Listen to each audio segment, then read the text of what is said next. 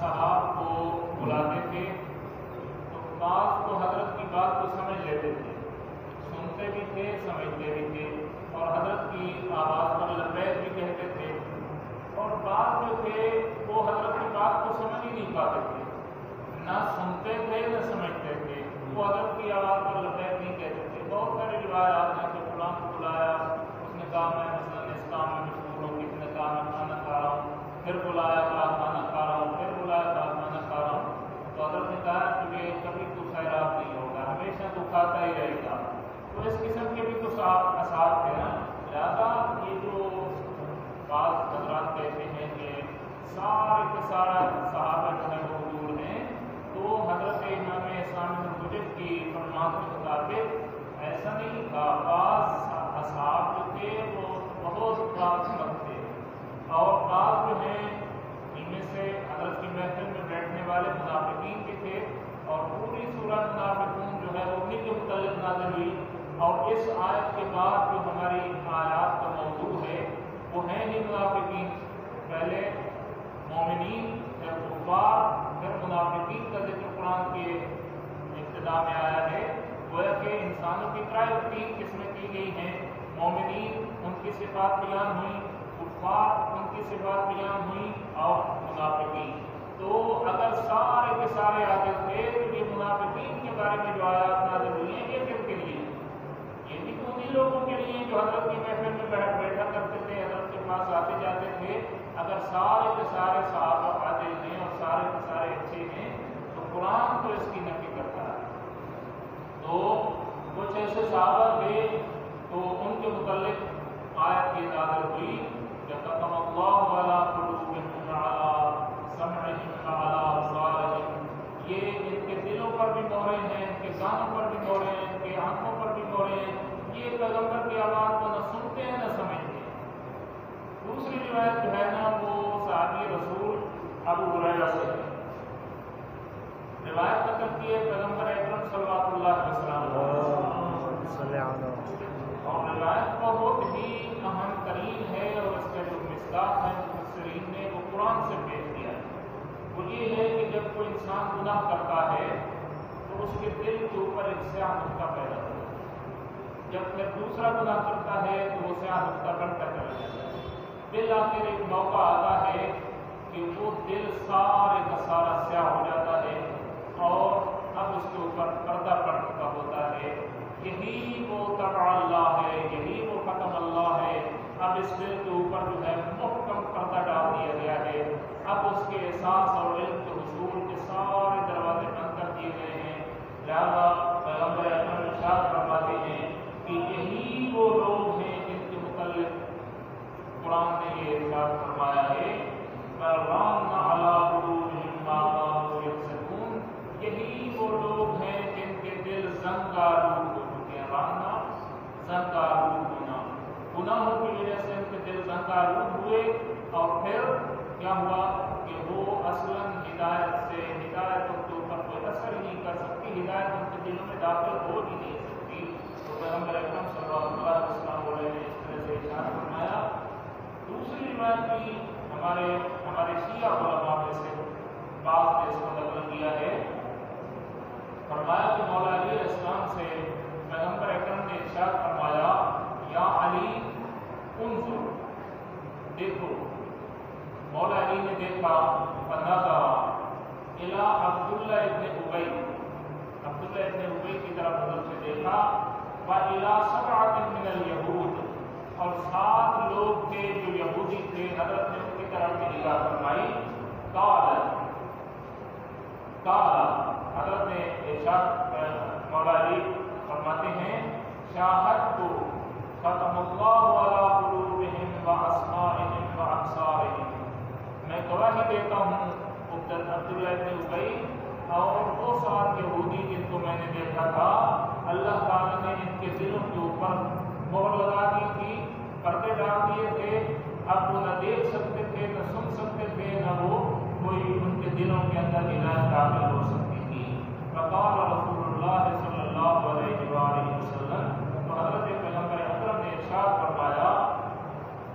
انت یا علی افضل شہداء اللہ فی الارض، اے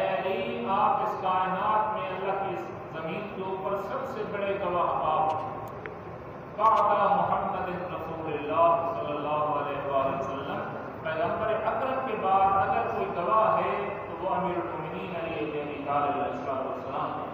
تو وہاں پر حضرت نے ارشاد فرمایا قال ختم اللہ علی قلوبہم وعلی سمعہم وعلی ابصارہم، انہی لوگوں کے متعلق اللہ تعالیٰ نے یہ آیت نازل فرمائی ہے، عبداللہ بن ابی اور ان سات یہودی کے متعلق جس کا نام یہاں پر روایت میں ذکر نہیں ہوا۔ تو یہ وہ لوگ تھے کہ جن کے نام، جن کے دلوں کو، جن کے کانوں کو، جن کی آنکھوں کو ملائکہ کو بھی دکھا دیا گیا تھا اور حضرت امیر المومنین کو بھی دکھا دیا گیا تھا۔ اب ان کے پردے، ان کے دلوں کے اوپر پردے جو ہیں مستحکم پڑ گئے تھے اور یہ کبھی ہدایت حاصل کرنے والے نہیں تھے۔ تو رسول اکرم اور ملائکہ کو بھی یہ دکھا دیا گیا تھا اور حضرت امیر المومنین علیہ السلام کو بھی، جو کہ اس کائنات میں قابل پیغمبر افضل ترین مخلوق کائنات میں، حضرت کو یہ سب کچھ دکھا دیا گیا تھا اور حضرت امیر المومنین اور ملائکہ ان لوگوں کو اسی حوالے سے پہچانتے تھے کہ یہ تو وہ ہیں کہ اب ان کے اوپر ہدایت کے دروازے بند ہو چکے ہیں۔ اور پھر فرمایا وہی لوگ کہ جن کے اوپر ہدایت کا دروازہ بند ہے، کسی طریقے سے ہدایت نہیں حاصل کر سکتے، لہم عذاب علیم، ان کے لیے دردناک اور شدید قسم کا عذاب ہے۔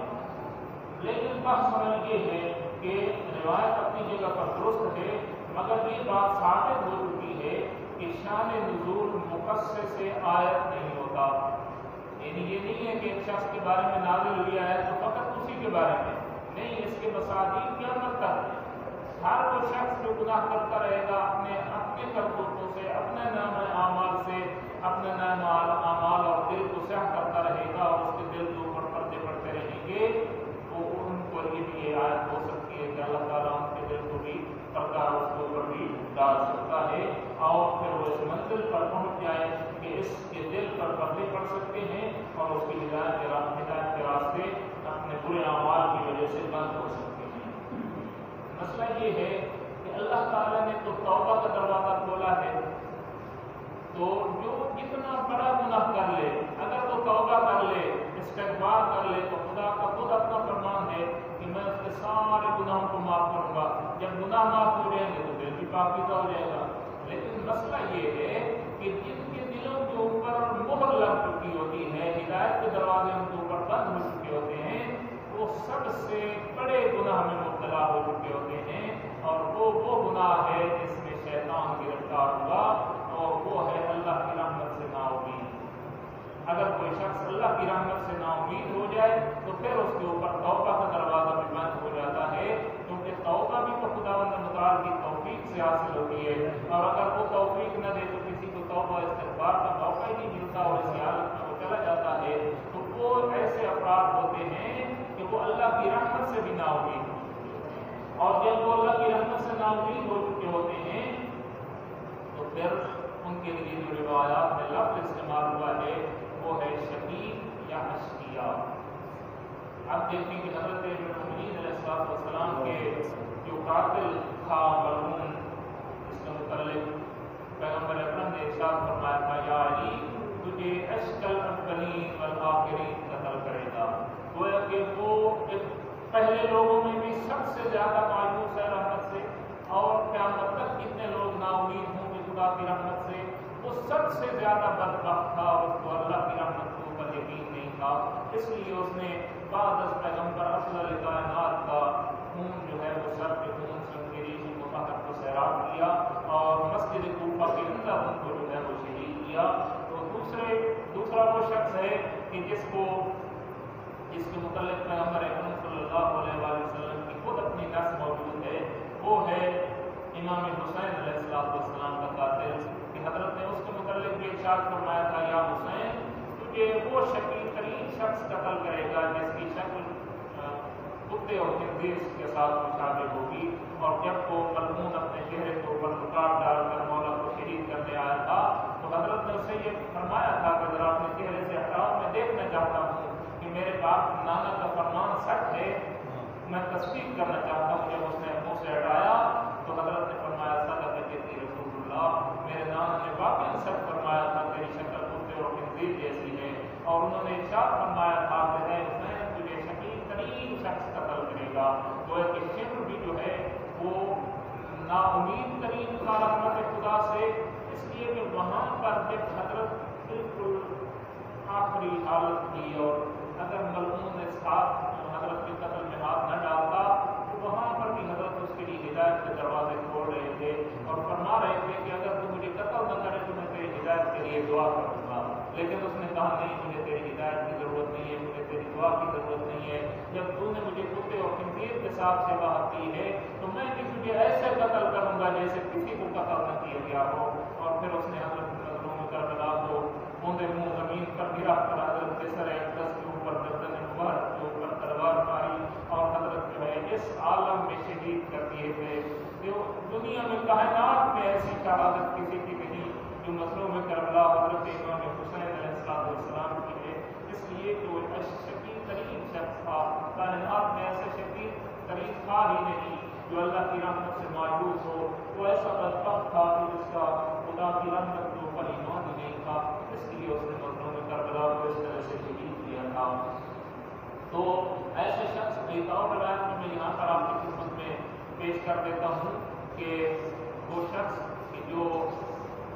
بغض آل محمد لے کر اس دنیا سے جاتا ہے تو اس کی بھی ماتھے کے اوپر لکھ دیا جاتا ہے آئس من رحمت اللہ. یہ شخص جو ہے یہ اللہ کی رحمت سے نا امید ہے. اب اس کو اللہ کی رحمت اس کی شامل حال نہیں ہوگی. اور جو محبت آل محمد پر اس دنیا سے چلا جاتا ہے اس کے لیے لکھا جاتا ہے ماتا مغفورہ، ماتا طائبہ اور ماتا مؤمنہ، ماتا شہیدہ. یہ سارے الفاظ اس شخص کے لیے ہیں کہ جو محب اہل بیت ہے اور جو بغض اہل بیت لے کر جاتا ہے اس کی ماتھے کے اوپر لکھ دیا جاتا ہے ماتا آئس من رحمت اللہ. یہ اللہ کی رحمت سے مایوس ہے اور یہی وہ شخص ہے کہ ختم اللہ علی قلبہ، کہ اللہ تعالیٰ نے اس کے دل کے اوپر پردے ڈال دیے ہیں. اس کی ہدایت کا کوئی امکان باقی نہیں ہے. تو یہاں پر چند چیزیں کی جو آپ کی خدمت میں گوش گزار کی. ایک اہم ترین بحث کی ہوئی تھی کہ کس کے دل کے اوپر پردہ ڈال دیا جاتا ہے جو اللہ کی رحمت سے نا امید ہو. اگر وہ کافر بھی ہے اور اللہ کی رحمت کا امیدوار ہے تو اللہ تعالیٰ اس کے لیے بھی ہدایت کے دروازے کھول سکتا ہے. جتنا بھی بدبخت ہو، جتنا بھی ظالم ہو، جتنا بھی گناہ گار ہو، اللہ کی رحمت پر امید رکھتا ہو تو ایک نہ ایک دن اس کو توبہ کی توفیق ہوگی اور وہ اس دنیا سے اٹھ جائے گا تو اللہ تعالیٰ اس کے گناہ بخش چکا ہوگا اور اس کی بخشش کا سامان خدا مختار کو مہیا کروا دے گا. تو اس آیت کا یہ ترجمہ باقی تھا. انشاءاللہ اگلے ہفتے سے اگلی آیت کا آغاز کریں گے.